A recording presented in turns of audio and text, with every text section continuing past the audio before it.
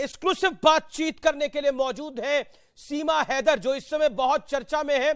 सीमा हैदर जी, आपका अभिनंदन है।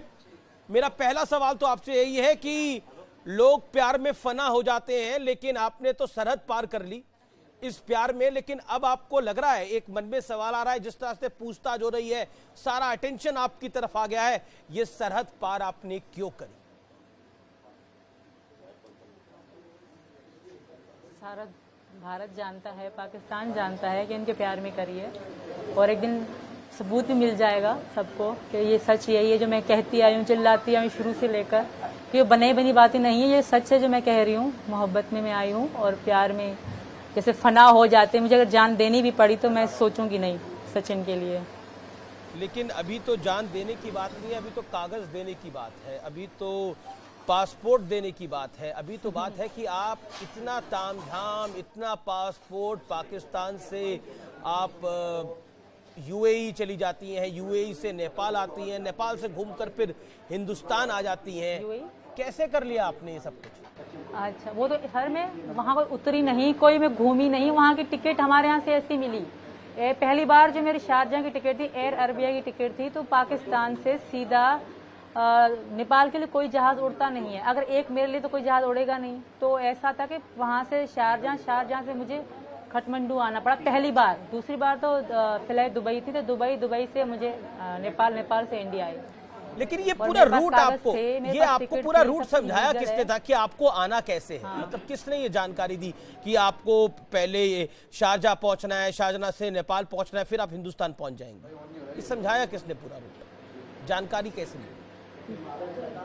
आजकल के अगर आप booking.com ऐप डाउनलोड कर लेना, उसमें भी अगर आप टिकट देखेंगे ना, तो यही लिखा होगा कि Pakistan to Nepal, Dubai to Nepal. मतलब कोई भी कहीं से भी आप जहाज की पूछताछ करोगे ना, तो सीधा आपको वहाँ के लिए कोई भी जहाज नहीं बताएगा, तो इसमें कोई किसी को बताने की जरूरत नहीं है।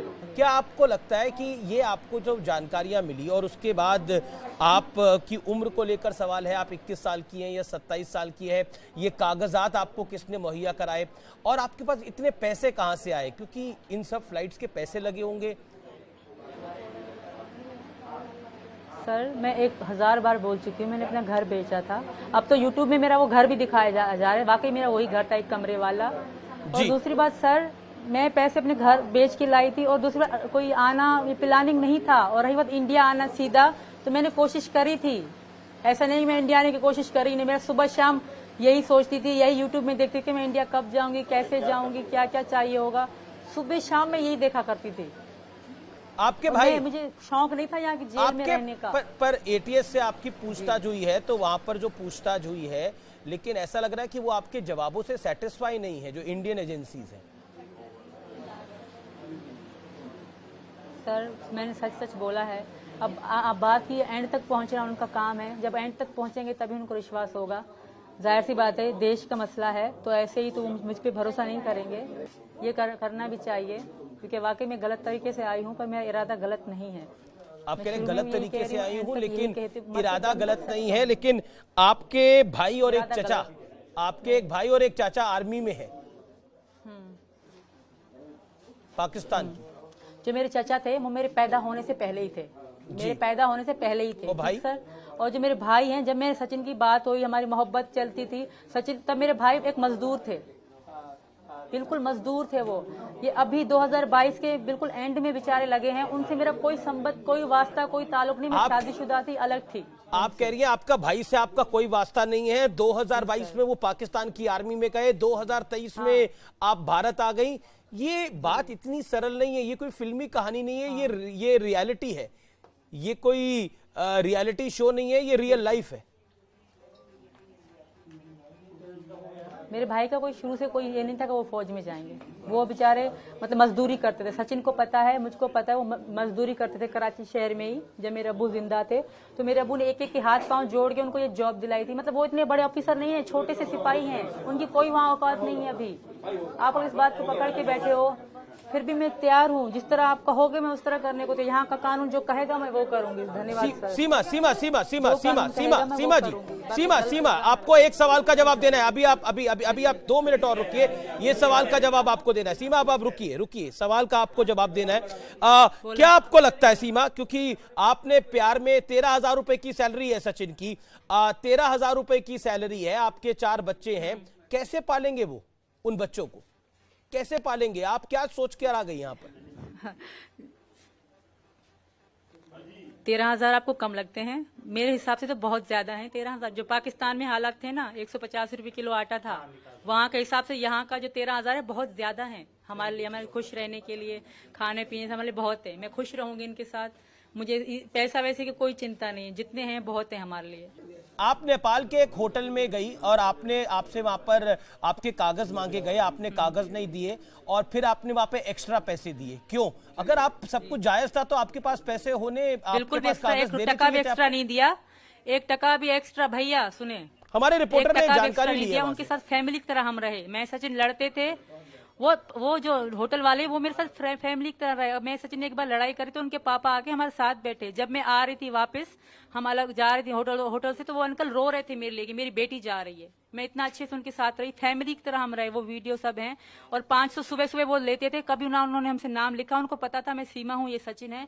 लेकिन बहुत सी बातें कही उन्होंने। बोला वो होटल वाला झूठ बोल रहा है, 13,000 रुपए पाकिस्तान के हिसाब से बहुत ज्यादा है। बहुत सी बातें की गई, लेकिन एटीएस को अभी भी भरोसा नहीं है। सीमा हैदर हमारे साथ एक बार फिर जुड़ रही है। मैं सीधा सीमा हैदर आपका रुख कर सकता हूं? हमारी बात अधूरी रह गई थी। सवाल मेरा एक बहुत सीधा है, हमारी बात अधूरी रह गई थी। मेरा सवाल एक बहुत सीधा है और वो सवाल यह है कि आप विनायक होटल में ठहरी थी और वहां पर आपने आईडी के गुम हो जाने की बात कही थी। जैसा होटल के मालिक ने हमें अब जानकारी दी है, आप कह रही हैं कि आपके मन में कोई द्वेष नहीं था, यानी आपके मन में कोई चोरी नहीं थी, लेकिन फिर आपने वहां पर झूठ क्यों बोला? एक सवाल खड़ा होता है, ये झूठ क्यों बोला आपने? मैंने एक भी झूठ नहीं बोला, क्योंकि मुझसे पहले सचिन सुबह को पहुंच गए थे। तो सचिन ने सुबह से होटल में वो बातचीत कर ली थी। उन्होंने वो किसी से भी ना, उनको पता था इनका नाम सचिन है, इनको पता था कि इंडियन है, मेरे नाम पता था कि इंडियन है। ना उन्होंने मुझसे बात करी, ना मुझसे पूछा। मुझसे फैमिली की तरह मेरे साथ रहे, हमने साथ में वक्त गुजारा, वीडियो बनाई। उन्होंने मुझे भाभी कह के बुलाया, कभी भी मुझे उन्होंने नहीं कहा कि तुम कहाँ से हो, कैसी हो। सचिन ने बताया मेरी पत्नी है। पर हमारी पड़ताल में, हमारी इन्वेस्टिगेशन में हमारे रिपोर्टर ने जो जानकारी दी है न्यूज 18 को, वो यही जानकारी पहुंचाई है और होटल मालिक ने भी यही बोला है कि पहचान छुपाई गई थी। अगर आप पाक साफ थी तो आपने पहचान क्यों छुपाई? सचिन ने भी पहचान छुपाई, क्यों? मैंने पहचान छुपाई नहीं सर, नहीं। सचिन ही नाम बताया था, उन्होंने लिखा नहीं तो वो उनकी गलती है। सुबह सुबह पैसे मैं 500 हम देते थे, हम दोनों साथ में। जी, आपकी उम्र को लेकर भी एक सवाल बार बार खड़ा होता है। कोई कहता है कि आप 21 साल की हैं, कोई कहता है आप 30 साल की। आपकी उम्र है कितने साल की? मैं 27 साल की हूँ सर। और मेरे पापा ने शुरू, मेरा आधार कार्ड पापा के नाम से शनाख्ती कार्ड बना हुआ था। डॉक्यूमेंट्स में 21 साल क्यों है? कम करा। मेरी बड़ी बहन की भी कुछ कागजों में 21 साल क्यों है? छोटी बहन की भी। वही तो बता रही हूँ। ये बात को बड़ा नहीं माना जाता। पाकिस्तान में तो लोग 8-8 साल की उम्र कम लिखवाते हैं, यहाँ भी ऐसा होता होगा। इस उम्र को लेकर मेरे पापा ने बनवाया था, कम एज थोड़ी लिखवाई, 6 साल मेरी कम या 5 साल कम लिखवाई गई थी। जी मैडम, मैं आपसे एक सवाल पूछ रहा हूँ। आपने बार बार आप दावा कर रही है कि 10 से 17 मार्च के बीच आप नेपाल में, आपने पशुपतिनाथ मंदिर में आपने विवाह अपना करा, शादी करी, लेकिन न्यूज 18 की टीम वहां पहुंची तो वहां पर आपकी एंट्री, आपके नाम की तो एंट्री नहीं है। आप तो मुस्लिम है और वहां पे मुस्लिम की शादी नहीं होती। एंट्री तो हमने कराई, तो मैं मुस्लिम हूँ, आपको पता थी, आपको पता है, या किसी और को पता था? सचिन और मैं साथ में थे, मैं इनकी पत्नी थी, तो किसी को ये पता नहीं था कि हमने वहाँ शादी करी या सिंदूर भरा, इन्होंने मुझे मंगलसूत्र पहनाया। हाँ मानती हूँ हमारा नाम रजिस्टर या कोई सब प्रूव नहीं है, पर मिल जाएगा। और रही बात शादी करने की, तो हमें कोई लंबी शादी नहीं थी, सिंपल सी थी। तो वहाँ पे किसी ने हमें मना भी नहीं करा था कि अब कह रहे यहाँ शादी नहीं होती, ये नहीं होता। किसी ने हमें कुछ भी नहीं कहा था। हम पूरा पशुपतिनाथ घूमे भी, उनकी छोटी छोटी चीज़ों की मैंने वीडियो बनाई। हाँ वो वीडियो नहीं है हम पे, कोई सबूत नहीं, रजिस्टर नहीं है हम पे, क्योंकि हमें इतनी वहाँ की मालूमात नहीं थी। हम वैसे आप इतने सारे वीडियो बनाती हैं, वैसे आप इतने सारे वीडियो बनाती हैं, कई तरह के गाने गाती हैं, लेकिन आपने अपनी इतने इंपॉर्टेंट दिन का, शादी का, जिस प्यार का लिए आप कहते हैं कि आप फना होने को तैयार होगी, उस शादी का वीडियो नहीं बनाया आपने। क्या आपको लगता नहीं ये सवाल खड़े करता है कई सारे? वो है शादी ना, का वीडियो नहीं बनाया टिकटॉक में आपने? है, टिकटॉक में है, इंस्टाग्राम में नहीं है सर। हम अच्छा, वहाँ टिकटॉक में। टिकटॉक में तकरीबन मैंने 600 वीडियो बनाई होंगी। नहीं, क्योंकि वीडियो वहाँ तो आपके कई सारे हैं। 600 मैंने वीडियो बनाई होंगी, हमारी छोटी छोटी चीज की, अच्छी बुरी मोहब्बत की, वो इंस्टाग्राम की नहीं, है सर। आजकल का जो इंस्टाग्राम दौर में है इतनी छींक सी मारने का टिकटॉक भी में लोग मेरी वीडियो बना लेते हैं, छोटी-छोटी लेकिन चीज़ों की लेकिन भरी हुई लेकिन है। लेकिन मैडम, मेरा आपसे एक सवाल जो है वो ये है कि बिल्कुल। आपके जो पति हैं, जो कि पाकिस्तान में आपके पति थे, वो कह रहे हैं कि आप वो कह रहे हैं कि आप वापस आ जाइए, आप घर वापस आ जाइए, आपको मैं स्वीकार कर लूंगा। और अब अगर हिंदुस्तान की सरकार, हिंदुस्तान की एजेंसियां निर्णय लेती है आप वापस जाएंगे तो क्या करेंगे? फिर गुलाम के पास जाना पड़ेगा? नहीं सर, वो गुलाम मुझे रखेगा भी नहीं, वो जान से मार देगा मुझे, मेरी बेटियों को जिंदगी खराब हो जाएगी। ऐसा क्यों कहा जा रहा है? जब मैं सचिन मेरे पति हैं, मैं यहाँ की बहू बेटी बनना चाहती हूँ, मुझे पे जितना कानून लगाया जाए मैं सहने को तैयार हूँ। जितने कानून लगाएंगे मैं कानून के खिलाफ थोड़ा भी ना जाऊंगी, पर मुझे वापस भेजने की बात नहीं की ऐसा जाए। क्या है कि आप मेरा ना पाकिस्तान मेरी वापस ही छोटी नहीं जाना बेटियों का चाहती? सोचा जाए। जहां आप पली बड़ी वहां वापस नहीं जाना चाहती? ऐसा क्या है मेरे पाकिस्तान पाकिस्तान में कुछ नहीं है सर, मेरी वहाँ जिल्लत की मौत है। मैं यहाँ आ गई, यहाँ इतने दिन गुजारे हैं, वहाँ मेरी जिल्लत की मौत के अलावा कुछ नहीं, कुछ भी नहीं है। मेरी जिल्लत, वहाँ के मुल्ला, कटर मुल्ला, आम लोग सब मुझसे नफरत कर रहे हैं। और आप नहीं जानते कितना बुरा हशर होगा मेरे साथ, और मेरे साथ तो होगा, मेरे बच्चों के साथ भी। यहाँ की जेल में फिर भी इनको अच्छी जिंदगी मिलेगी, वहाँ पाकिस्तान में इनके लिए बहुत खतरनाक, बहुत बुरा होगा इनके साथ। आप इस बात का अंदाजा भी नहीं लगा। मैं रह के आई हूँ, मैं देख के आई हूँ, मुझे पता है। और यही वजह थी कि वहाँ मैं खुल के, मैं हिंदू धर्म में तो पिछले 1 साल से थी, कभी खुल के मैंने कोई बात ना करी। अगर सचिन की बात कभी किसी को थोड़ी भी पता लग जाती ना पाकिस्तान की हिंदू से इतनी मोहब्बत करती हूँ, तो शायद मैं यहाँ तक आने के काबिल ही ना बचती। धन्यवाद।